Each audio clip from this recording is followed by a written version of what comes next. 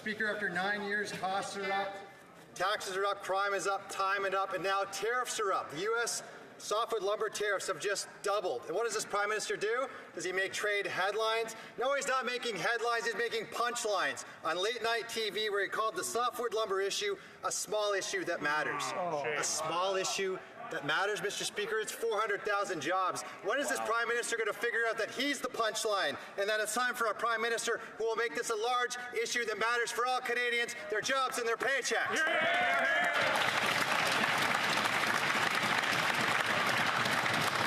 The Honourable Minister for International Trade.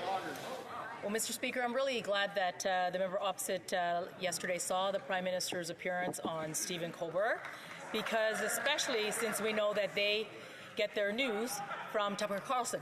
Yep. Canadians who watched last night's interview will know what all Canadians know, that this government stands up for our workers. We stand up for our forestry sector.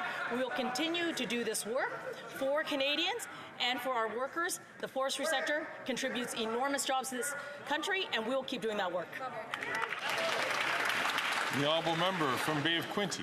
Mr. Speaker, lame excuses are also up. The last Prime Minister solved the softwood lumber deal in 80 days. It's been 9 years. And you know why? The last Prime Minister didn't back down. This Prime Minister backs down to Biden, to Obama, to Trump, and the result has been increased unemployment and the risk of another 400,000 jobs in the forestry sector.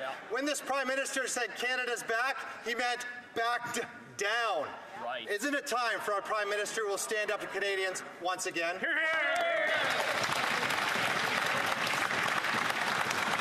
The Honourable Minister for International Trade and Export Development.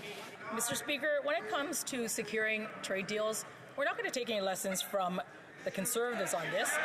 The Conservative Party wants us to ignore the environment. They want us to ignore workers. They want us to sign bad trade deals. You'll remember that in this House that they wanted us to capitulate on CUSMA. We didn't do that.